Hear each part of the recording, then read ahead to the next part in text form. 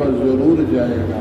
وہ الگ چیز ہے کہ جانے کی کوئی ترتیب نہیں ہوتی، آنے کی ترتیب ہے، آنے کی ترتیب ہے پر جانے کی کوئی ترتیب نہیں ہے۔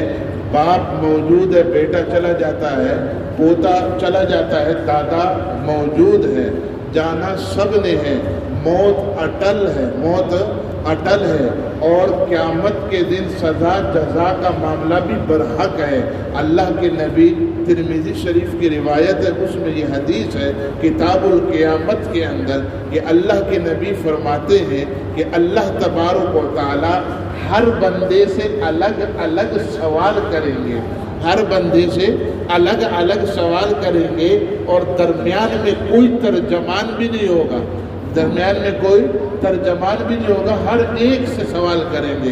قرآن کریم کی جو یہ میں نے آیت آپ کے سامنے پڑھی، ثم لتسألن یومئذ عن النعیم، ایک ایک نعمت کے بارے میں خدا تم سے سوال کرے گا، خدا تم سے ایک ایک نعمت کے بارے میں سوال کرے گا۔ بڑے پیاسے تھے صحابہ کرام رضوان اللہ اجمعین، ایک جگہ پر گئے تو وہاں پر ان کو ٹھنڈا پانی میسر ہوا، ٹھنڈا پانی فریج والا نہیں تھا، برف والا نہیں تھا، مشکیزے میں پڑا تھا، وہ پانی پی رہے ہیں۔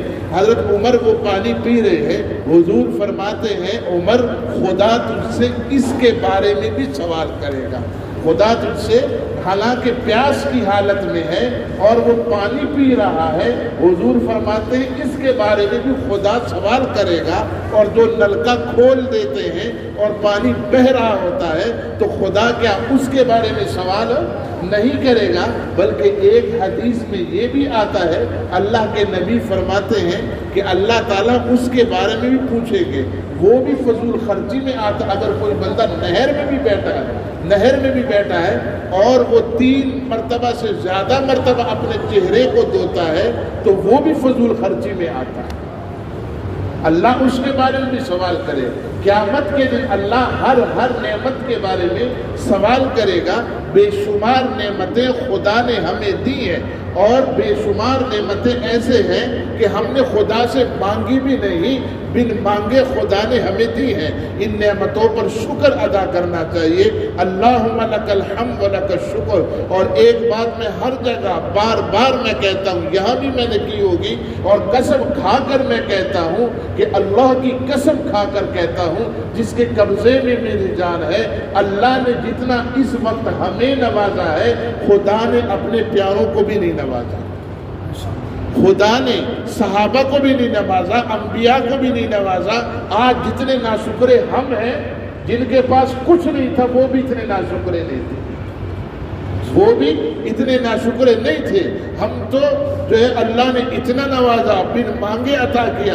ہمارے ایک چاچا مرحوم، ان سے کسی نے سوال کیا، کہا کہ مولوی صاحب، حافظ صاحب آج کل جو ہے نا مرغی بڑی مہنگی ہو گئی، مرغی بڑی مہنگی ہو گئی، پہلے زمانے میں 1-2 روپے میں بڑا کچھ آ جاتا تھا۔ تو ہمارے چاچا مرحوم نے کہا کہ اس وقت آ تو جاتا تھا پر کس کے گھر میں آتا تھا، کون لیتا تھا مرغی، کون لیتا تھا یہ چیز؟ آج تو غریب کے گھر میں بھی ہفتے میں پک جاتی ہے۔ اللہ تبارک و تعالیٰ آج ہمیں بڑا نواز رہا ہے، اور قیامت کے دن ہر نعمت کے بارے میں، آپ کو آنکھ دی ہے، کان دی ہے، زبان دی ہے، آپ کو اولاد دی ہے، آپ کو گھر دیا ہے، آپ کو جو نعمت آپ استعمال کر رہے ہو، سانسیں دی ہے، خدا ہر چیز کے بارے میں سوال کرے گا۔ لیکن سب سے پہلے سوال کس چیز کا ہوگا؟ ترمذی شریف کو اٹھائے، کتاب القیامہ اٹھائے، اس میں آتا ہے کہ نبی علیہ الصلوۃ والسلام فرماتے ہیں سب سے پہلے 5 سوال ہوں گے، ہر بندے سے ہوں گے، ہر بندے سے 5 سوال ہوں گے۔ جب تک وہ ان 5 سوالوں کا جواب نہ دے دے، اپنا قدم جو ہے اس جگہ سے ہلا نہیں سکتا، اس جگہ سے ہلا نہیں سکتا۔ وہ قیامت کا دن کیسے ہوگا؟ اللہ کے نبی فرماتے ہیں کہ اس دن بندہ اپنے گناہوں کی وجہ سے پسینے میں ڈوبا ہوا ہوگا۔ کوئی بندہ جو ہے ٹخنوں تک پسینے میں ڈوبا، کوئی گھٹنوں تک ڈوبا، کوئی ناف تک ڈوبا، کوئی کندھے تک ڈوبا، اور حضور فرماتے ہیں کوئی سارا کا سارا پسینے میں ڈوبا ہوگا۔ کس کی وجہ سے؟ اپنے گناہوں کی وجہ سے، اور ہر ایک سے سوال ہوگا۔ اور ایک ترمذی کی روایت جناب رسول اللہ صلی اللہ تعالی وسلم فرماتے ہیں کہ جس بندے کا نامہ اعمال کھل گیا، سوالات شروع ہو گئے، تو وہ بندہ تباہ ہو گیا، وہ بندہ برباد ہو گیا۔ کبھی آپ نے جمعے میں سنا، عام طور پر جمعے میں ایک دعا کی جاتی ہے۔ کیا دعا کی جاتی ہے؟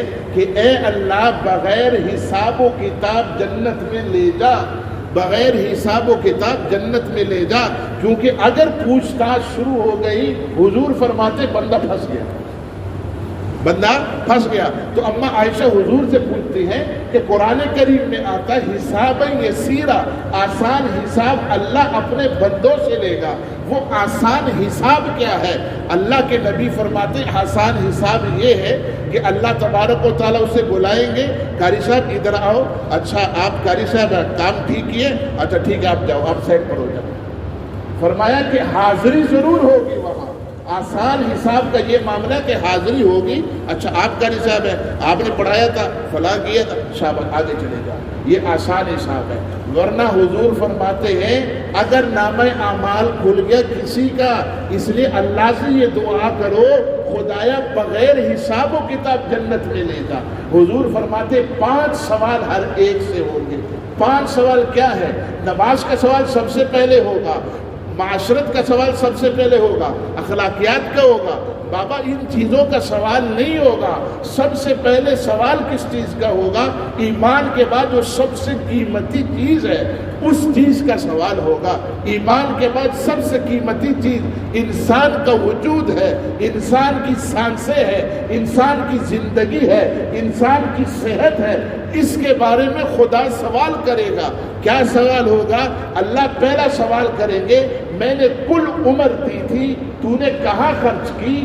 دوسرا سوال ہوگا میں نے جوانی دی تھی، تو نے کہاں خرچ کی؟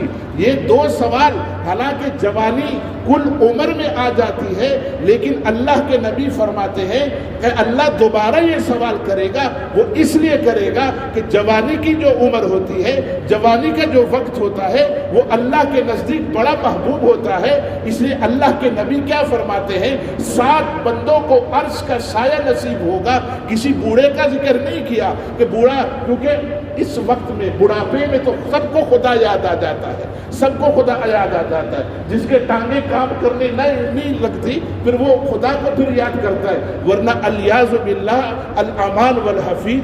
کیونکہ اگر جس کی جوانی ٹھیک نہ گزرے، جس کی جوانی پاکیزہ نہ گزرے، جس کی جوانی میں خدا کی یاد نہ ہو، وہ بڑھاپے میں بھی اس کی زندگی اجیرن ہو جاتی ہے، بڑھاپے میں زندگی اجیرن ہو جاتی ہے۔ کیونکہ بڑھاپے میں وہ چاہتا ہے میرے پاس عزیز و اقربا بیٹھے، میرے پاس بچے بیٹھے، میں اس کو دیکھوں، وہ مجھے دیکھے، میں اس سے بات کروں، میں اس کو چھیڑوں، وہ مجھے چھیڑے، میں اس سے ہنسوں، وہ مجھ سے ہنسے۔ لیکن یہ معاملہ ہی نہیں ہوتا، کیونکہ آج سارا کام موبائل نے خراب کیا ہوا ہے، قریب والوں کو دور کر دیا، دور والوں کو قریب کر دیا۔ تو وہ بوڑھا کیا چاہتا ہے؟ کیونکہ اس کی زندگی پاکیزہ نہیں گزری ہوتی، قرآن کے ساتھ نہیں گزری ہوتی، حدیث کے ساتھ نہیں گزری ہوتی، حضور کے فرمان کے ساتھ نہیں گزری ہوتی۔ اب وہ کیا کرتا ہے؟ بڑھاپے کا عالم ہے، وقت اس نے گزارنا ہے، تو یا تو وہ ٹی وی کے سامنے بیٹھا ہوگا، حالانکہ بڑھاپے کی حالت میں سفید بال سے خدا بھی حیا کرتا ہے۔ جب اس بندے کو خود اپنے آپ سے حیا نہیں آتی تو خدا اس پر لعنت ہی بھیجے گا کہ اس بڑھاپے کی عمر میں، کیونکہ اس کا قرآن کے ساتھ تعلق نہیں، یہ ٹی وی دیکھ رہا ہے، یہ VCR دیکھ رہا ہے، نہیں یہ تو موبائل دیکھ رہا ہے۔ بے شمار لوگوں کو میں نے دیکھا کہ پاؤں میں قبر ہے اور فلم ماشاءاللہ دیکھ رہے ہیں، فلم دیکھ رہے ہیں، کیونکہ اس موبائل نے سب کی زندگی تباہ کر دی ہے، سب کی زندگی، کیا نوجوان، کیا جوان، کیا بوڑھا، سب کو جو ہے اللہ سے اس نے کیا کر دیا؟ دور کر دیا۔ اللہ سے اس نے کیا کر دیا؟ دور کر دیا۔ ہم اتنا وقت نہ نوجوان دیتا ہے نہ بوڑھا دیتا ہے، اتنا وقت قرآن کو نہیں دیتا جتنا موبائل کو دیتا ہے۔ اللہ کے نبی کیا فرماتے ہیں؟ صبح ہو تو قرآن کی زیارت کرو، قرآن پڑھو، سورۃ یاسین پڑھو، ابتدا اس سے ہو۔ لیکن ہم نے کیا کرنا ہے؟ اٹھنا ہے، سب سے پہلے موبائل کی زیارت کرنی ہے۔ ہم نے سونا ہے، سب سے آخر میں کس کی زیارت کرنی ہے؟ موبائل کی زیارت کرنی ہے۔ اللہ کی رحمت ہمارے گھروں کے، ہمارے اوپر، ہمارے خاندان پر کیسے اترے گی؟ جب ہم اللہ کے خلاف چل رہے ہیں۔ ایسے بوڑھے بھی میں نے دیکھے جن کی جوانی ساری قرآن میں گزری ہے، جن کی جوانی ساری اللہ کے فرما برداری میں گزری ہے۔ اللہ کی قسم کھا کر کہتا ہوں ایسے جھک گئے لیکن ساری زندگی قرآن نہیں چھوڑا۔ جب جو ہے ان کو وقت ملتا ہے بڑھاپے میں قرآن کھول کے پڑھتے ہیں تھک جاتے ہیں، سو جاتے ہیں، پھر اٹھتے ہیں قرآن پڑھتے ہیں، حدیث پڑھتے ہیں، قرآن پڑھتے ہیں، حدیث پڑھتے ہیں، تھک جاتے ہیں، سو جاتے ہیں۔ لیکن آج کا عالم کیا ہے؟ آج کا نوجوان، آج کا بوڑھا آپ دیکھ لو، گھروں میں دیکھ لو، بیچارے بے چین ہو جاتے ہیں۔ بے چینی کو دور کرنے کے لیے، بے سکونی کو دور کرنے کے لیے وہ قرآن کی طرف متوجہ نہیں ہوتے، کیونکہ ان کے دلوں پر مہر لگی ہوتی ہے۔ جوانی میں خدا کو راضی نہیں کیا ہوتا، وہ موبائل کی طرف بھاگ رہا ہوتا ہے، وہ فحاشی کی طرف بھاگ رہا ہوتا ہے، وہ ٹی وی کی طرف بھاگ رہا ہوتا ہے۔ اللہ تبارک و تعالیٰ نے آپ سے اس کے بارے میں سوال کرنا ہے۔ کیا سوال کرنا ہے؟ اے بندے 60 سال میں نے تجھے نعمت دی تھی، یہ زندگی دی تھی۔ حدیث میں آتا ہے ایمان کے بعد سب سے بڑی جو نعمت ہے وہ یہ زندگی ہے، یہ سانسیں ہیں۔ مرنے کے بعد اگر آپ کو قرآن پڑھنا قبر میں نصیب ہو جائے اس کا کوئی فائدہ نہیں، کیونکہ دنیا دارالعمل ہے۔ دنیا میں ایک مرتبہ سبحان اللہ کہہ دو اس کا ثواب ہے، قبر میں پورا قرآن پڑھ لو اس کا کوئی ثواب نہیں۔ اس لیے اللہ کے نبی کیا فرماتے؟ پوری زندگی کا سوال ہوگا کیسے خرچ کی۔ اللہ کی یہ نعمت ہے، اس لیے جو لوگ کہتے ہیں نا کہ میں نے مرنے کے بعد آنکھیں ڈیلیٹ کر دی، آنکھیں جو ہے فلاں بندے کو دے دی، گردے فلاں بندے کو دے دی، تجھے یہ دینا جائز ہی نہیں ہے تیرے لیے، کیونکہ یہ خدا کی امانت ہے۔ دنیا میں اگر کسی کو کوئی گاڑی دے دے آپ اس کو استعمال کرو، بعد میں صحیح سالم واپس کرنی پڑتی ہے، ورنہ وہ پوچھتا ہے یہ گاڑی کیا ٹھوکی ہے، یہ کیا ہوا ہے، فلاں ہوا ہے، یہ ہوا ہے۔ اللہ جب پوچھے گا اپنے آپ کو تو نے بوڑھا کر دیا، کیسے بوڑھا کیا ہے، یہ سفیدی کیسے آئی ہے؟ اس لیے حدیث میں آتا ہے اس بندے سے اللہ حیا کرتے ہیں جس نے ساری زندگی اللہ کی فرما برداری میں گزاری اور اس فرما برداری میں اس کے بال سفید ہو گئے، اس کے بال کیا ہو گئے؟ سفید ہو گئے۔ پھر جوانی کا سوال ہوگا، جوانی کیسے گزاری ہے؟ حدیث میں آتا ہے اللہ کے نبی فرماتے 7 بندوں کو عرش کا سایہ، ایک جوان اس میں ہوگا جس نے اپنی جوانی خدا کے راستے میں گزاری ہوگی۔ کون سا جوان؟ اللہ کے نبی فرماتے جس نوجوان نے کسی بوڑھے کی عزت بڑھاپے کی وجہ سے کی، خدا اس کو موت نہیں دے گا تب تک جب تک یہ بوڑھا نہ ہو جائے اور اس کے لیے خدا خدمت کے لیے کسی کو پیدا نہ کرے۔ تو پہلا سوال کیا ہوگا؟ کل عمر کہاں گزاری، کہاں خرچ کی، کیسے خرچ کی؟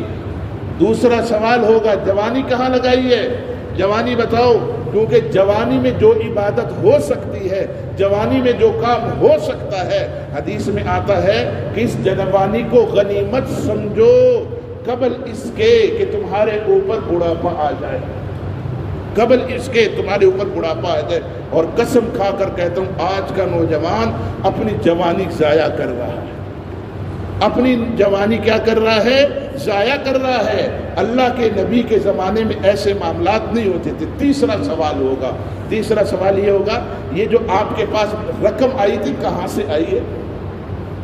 سود کے ذریعے آئی ہے، رشوت کے ذریعے آپ نے لی ہے، ڈاکہ کیا ہے، سود لیا ہے، دھوکے کے ذریعے لیا ہے، میراث کے اوپر آپ بیٹھ گئے تھے، کسی اور کا حق تھا آپ نہیں دے رہے تھے، کیسے مال کمایا اس کا سوال ہوگا، کیسے مال کمایا اس کا سوال ہوگا۔ آج لوگ کہتے ہیں حضرت برکت ختم ہو جاتی ہے، برکت ختم ہو جاتی ہے۔ جس مال کے اندر حرام کا ایک پیسہ بھی ہو تو برکت وہاں نہیں رہتی۔ ہم مولوی صاحب کے پاس جاتے ہیں، مولوی صاحب برکت کی دعا کریں، ہماری مراد برکت نہیں ہوتی، ہماری مراد کثرت ہوتی ہے۔ مولوی صاحب 1 لاکھ ہے، 20,000 ہے، 50,000 ہے، یہ ڈبل ہو جائے، اس کو ہم برکت کہتے ہیں۔ اللہ والے کہتے ہیں یہ برکت نہیں ہے، یہ کثرت ہے۔ برکت اسے کہتے ہیں جو آپ کے پاس ہو خدا اس میں سارا کام کرنے کو، اسے کہتے ہیں برکت۔ ایک بندے کے پاس لاکھ ہو، کام نہ ہو، کام نہ ہو، کیونکہ ہمارے ہر چیز کے اندر نحوست ہے، ہمارے ہر چیز کے اندر کھانا پاک ہوگا تو اندر سے اعمال بھی پاک نکلیں گے، کھانا پاک نہیں ہے تو اندر سے اعمال پاک بالکل نہیں نکلیں گے۔ شیخ عبد القادر جیلانی رحمۃ اللہ علیہ فرماتے ہیں جب بندہ پیسہ خرچ کر رہا ہوتا ہے اس کے خرچ کرنے سے مجھے معلوم ہو جاتا ہے اس بندے نے کمایا کیسا، اس بندے نے کمایا کیسا۔ اپنے کمانے پر کیا کرے، غور کرے کہ میں کیسے، میرے پاس پیسہ کیسے آ رہا ہے۔ اگر حرام کار، حدیث میں آتا ہے ایک پیسہ کسی نے حرام کا کھایا، ایک لقمہ کسی نے حرام کا کھایا، 40 دن تک اس کی نماز قبول نہیں ہوگی۔ اور حدیث میں آتا ہے جو جسم حرام پر پلتا ہے وہ جنت کا نہیں جہنم کا مستحق ہوتا ہے۔ یہ سارا مال دنیا میں رہ جائے گا، کوئی اپنے ساتھ مال نہیں لے کے جائے گا، خالی ہاتھ جائے گا۔ بڑے بڑے وزراء، اور کئی مرتبہ میں قبرستان صرف اسی لیے جاتا ہوں، وزراء کے پاس بڑے بڑے وزراء سوئے ہوتے ہیں، ان کے قبروں پر کتے پیشاب کر رہے ہوتے ہیں، خالی ہاتھ جا رہے ہیں۔ حدیث میں آتا لوگ کہتے ہیں مال میرا مال میرا مال میرا مال میرا مال، حضور فرماتے اس کا مال نہیں ہے، یہ دوسرے عیش کریں گے، یہ دوسرے عیش کریں، اس کا مال نہیں ہے۔ اور اگر وہ مال غلط جگہ پر لگے گا اس سے پوچھ ہوگی، اس نے دوسروں کے لیے حرام کمایا ہے، یہ اپنے لیے جہنم کا ایندھن تیار کر رہا ہے۔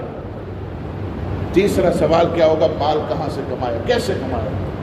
چوتھا سوال ہوگا خرچ کہاں کیا، فضول خرچی تو نہیں کی، جس پر خرچ کرنا تھا وہاں خرچ کیا ہے کہ نہیں، اولاد کے اوپر صحیح خرچ کیا ہے کہ نہیں، والدین کے اوپر خرچ کیا ہے کہ نہیں، آپ کے عزیز و اقربا میں جو غربا تھے مستحق تھے، خدا نے اس کا حق اس میں رکھا تھا، تم نے اس پہ خرچ کیا ہے کہ نہیں۔ آس پاس غربا کو آپ دیکھ رہے تھے کہ نہیں کہ صرف اپنا مال سمجھ رہے تھے، خدا اس کا بھی سوال کرے گا، خدا اس کا بھی سوال، اس وقت تک قدم نہیں ہٹیں گے۔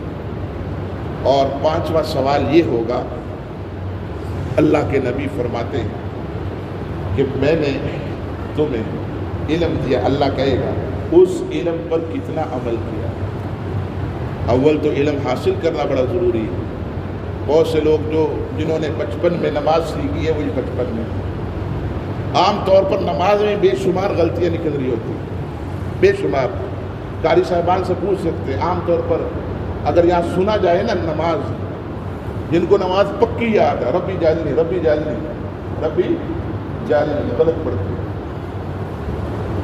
ربی جالنی غلط پڑھتے، نماز نہیں ہوتی، ربی جالنی۔ قاری صاحب سے پھر بعد میں ٹھیک کروا دو، ربی جالنی، جیم کیا ہے، ساکن ہے، ربی جعلنی، قاری صاحب سے ٹھیک کروا، ربی جعلنی۔ التحیات التحیات للہ، التحیات التحیات التحیات، نماز نہیں ہوتی۔ الحمدللہ ہے، یہ ہے کہاں سے آ گیا، ہمارے ہاں ہے نہیں ہے، ہمارے ہاں ہے نہیں ہے۔ الحمد معنی کیا ہے، تمام تعریفیں، الحمد کیا معنی، تمام توڑ پھوڑ خدا تیرے لیے، ہم خدا کو بربادیاں کریں۔ تو اول تو علم سیکھنا، جو سیکھ لیا ہے، جس کو معلوم ہو گیا فلاں چیز حلال ہے حرام ہے، پھر اس پر آپ نے عمل کتنا کیا ہے، خدا اس کا پوچھے گا۔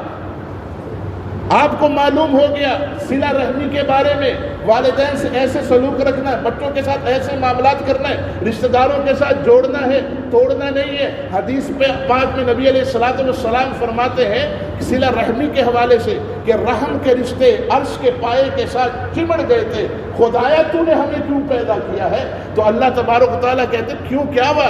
کہتے یہ لوگ مجھے توڑیں گے، اور آج ایسا ہو رہا ہے، کوئی خالہ کے ساتھ، کوئی مامے کے ساتھ، کوئی چچا کے ساتھ، کوئی بھائی کے ساتھ، کوئی بہن کے ساتھ نہیں بول رہا، نہیں بول رہا۔ اللہ کیا فرماتے ہیں، اے رحم جو تجھے توڑے گا میں اس کے سکون کو برباد کر دوں گا۔ اور قسم کھا کر کہتا ہوں پاکستان نہیں پوری دنیا میں چلے جاؤ، جہاں گھر ایک نہیں ہے وہاں سکون نہیں ہے، جہاں خاندان ایک نہیں ہے وہاں سکون نہیں ہے۔ جتنے مرضی وظیفے کر لے، جتنے مرضی چکر لگا لے بیت اللہ کے، دل کا صاف ہونا ضروری ہے۔ کینہ بغض عداوت جس دل کے اندر ہو، اللہ سر سے ایک بالش اوپر دعا نہیں لے کر جاتا۔ دل کا پاک ہونا ضروری ہے، دل کا پاک ہونا اس لیے کو حدیث میں یا مقلب القلوب، اے دلوں کو پھیرنے والے، اے دلوں کو پھیرنے والے تمام مسلمانوں کے دلوں کو کینہ بہت عداوتوں سے صاف کرے۔ تو آخری سوال کیا ہوگا؟ علم کے بارے میں۔ ہم سب کو معلوم ہے کہ نبی علیہ الصلوۃ والسلام آخری نبی ہے، جج صاحبان کو بھی معلوم ہے نبی علیہ الصلوۃ والسلام آخری نبی ہے۔ اس کے باوجود اگر وہ سہولت دے رہے ہیں مرزائیوں کو سہولت دے رہے ہیں، خدا ان سے سوال کرے گا کہ تم نے کس بل بوتے پر، آپ نے کس بل بوتے پر سہولت دی ہے۔ ہمارا عقیدہ ہے، اہل سنت والجماعت کا عقیدہ ہے کہ قادیانی بدترین کافر ہے، یہود نصارہ سے بدترین کافر ہے۔ وجہ اس کی کیا ہے؟ آپ سوال کر سکتے وجہ کیا ہے؟ وجہ اس کی یہ ہے کہ وہ مسلمان نہیں ہے، اپنے اوپر مسلمان کا لیبل لگاتے ہیں۔ ایک فیکٹری ہے اور وہ فیکٹری، اس فیکٹری کو دیکھ کر کچھ احباب اٹھ جاتے ہیں، اس نام کی چیزیں بنانا شروع کر دیتے ہیں جو قانوناً جرم ہے۔ باٹا فیکٹری ہے، کوئی بندہ گھر میں بوٹ بنانا شروع کر دے اور باٹا نام پہ بیچنا شروع کر دے تو قانوناً کیا ہے؟ جرم ہے۔ تو اسی طرح قانوناً بھی جرم ہے کہ مسلمان کا لیبل اپنے اوپر لگائے، مسلمان نہیں ہے۔ مسلمان، میرے پاس ایک کتاب ہے کشتی نوح، اس کے اندر لکھا ہوا ہے۔ یہ کس کی کتاب ہے؟ یہ مرزا کی خود لکھی ہوئی کتاب ہے۔ چند اس کے معروف کلمات آپ کو سناتا ہوں، چند معروف کلمات، آپ کی آنکھیں کھل جائیں گی۔ یہ بے وقوف انسان تھا۔ ایسا انسان نبوت کا دعویٰ اگر کرے تو اس کو نبی ماننا چاہیے کہ جوتے لگانے چاہیے۔ وہ کیا کہتا ہے کہ میں پہلے اس کتاب کے اندر لکھ کے، جس نے زیارت بھی کرنی ہے میرے پاس گارڈن ٹاؤن آ جائے، میں زیارت بھی کروا سکتا ہوں اس کتاب کی، کیونکہ موجودہ دور کا انگریزوں کا جو بنایا ہوا نبی ہے نا، اس کی کتاب ہے۔ تو اس کے اندر آیا ہے، لکھا ہوا، حضرت نے خود لکھا ہے۔ کیا لکھا ہے؟ لکھا یہ ہے کہ مجھے اللہ نے پہلے مریم بنایا، 9 ماہ تک میں حاملہ رہی، 9 ماہ تک کیا رہی؟ حاملہ رہی۔ 9 ماہ کے بعد میں عیسیٰ بن گیا، 9 ماہ کے بعد میں عیسیٰ بن گیا۔ نہ صحابہ کو چھوڑا، نہ اہل بیت کو چھوڑا، نہ رسول اللہ کو چھوڑا ہے۔ ہمارا عقیدہ ہے نبی علیہ الصلوۃ والسلام آخری نبی ہے، اس کے بعد جو نبوت کا دعویٰ کرے گا وہ دجال، کافر، مرتد ہو سکتا ہے۔ ہمارے قوانین، پاکستان کے قوانین کے اندر بھی لکھا ہوا ہے کہ یہ اپنے آپ کو مسلمان نہیں کہلوا سکتے اور نہ یہ اسلامی شعائر استعمال کر سکتے ہیں۔ مسجد، اپنی عبادت گاہ کو مسجد نہیں کہہ سکتے، اپنی کتاب کو قرآن نہیں کہہ سکتے، یہ قرآن اپنی عبادت گاہ میں بھی نہیں پڑھ سکتے۔ لیکن موجودہ جو جج صاحب ہیں انہوں نے فیصلہ کیا دیا، اپنی عبادت گاہ کے اوپر کلمہ طیبہ لکھ سکتے ہیں، حالانکہ وہ محمد سے مراد غلام احمد قادیانی لیتے ہیں، غلام احمد قادیانی لیتے ہیں۔ دوسرا فیصلہ سنایا، دوسری شک یہ تھی کہ اپنے آپ کو عبادت گاہوں میں مسلمان تصور کرے، مسلمان کہیں، مجمع کے اندر جو ہے، باہر عوامی جگہ پر وہ اپنے آپ کو مسلمان نہیں کہلوا سکتے، لیکن اپنی عبادت گاہ میں۔ تو یہ تو ایسا ہوا کہ گھر میں چوری کرو تو چور نہیں ہے، باہر چوری کرو تو چور ہے۔ تو اللہ تبارک و تعالیٰ ان عقل کے اندھوں کو بھی کیا کرے؟ ہدایت عطا فرمائے۔ لیکن اس عقل کے اندھوں، کیونکہ یہ مین مسئلہ ہے، ہمارا اہل سنت والجماعت کا عقیدہ ہے، جو نبی علیہ الصلوۃ والسلام کے بعد نبوت کا دعویٰ کرے اس کو اچھا بھی سمجھے، وہ کہتے ہیں میں غلام احمد قادیانی کو نبی نہیں مانتا لیکن اچھا سمجھتا، وہ بھی کافر ہے۔ اور بلکہ امام اعظم ابو حنیفہ رحمۃ اللہ علیہ نے کیا فرمایا کہ جو بندہ نبوت کا دعویٰ کرے، دوسرا بندہ اس سے دلیل مانگے، حضرت آپ کے پاس دلیل کیا ہے نبوت کی؟ امام صاحب فرماتے ہیں وہ دلیل مانگنے والا بھی کافر ہے، کیونکہ اس کو حضور اور خدا کی بات پر یقین نہیں ہے۔ حضور نے فرما دیا انا خاتم النبیین لا نبی بعدی، میرے بعد نبی نہیں ہے، تو یہ دلیل کس بات کے لیے مانگ رہا ہے؟ قرآن نے کہہ دیا کہ آپ آخری نبی ہیں، تو یہ دلیل کس چیز کی مانگ رہا ہے؟ دلیل مانگنے والا بھی کافر ہے۔ اسی طرح صحابہ کرام کو جو برا بھلا کہتا ہے، اہل بیت کو برا بھلا کہتا ہے، وہ بھی جو ہے اسلام سے خارج ہے، اس کا اسلام کے ساتھ کوئی تعلق نہیں ہے۔ تو 5 سوال ہوں گے، اس وقت تک قدم اپنی جگہ سے نہیں ہٹا سکے گا بندہ، اس کے بعد باقی سوالات کا سسٹم چلے گا۔ پہلا سوال کیا ہوگا؟ کل عمر کہاں خرچ کی؟ دوسرا سوال ہوگا جوانی کہاں لگائی؟ تیسرا سوال ہوگا پیسے کہاں سے لے کر آئے؟ خرچ کہاں کیے؟ چوتھا سوال یہ ہوگا، اور آخری سوال ہوگا کہ علم تھا اس پر عمل کتنا کیا ہے۔ اللہ تبارک و تعالیٰ مجھے آپ سب کو ان باتوں پر عمل کرنے کی توفیق عطا فرما دے۔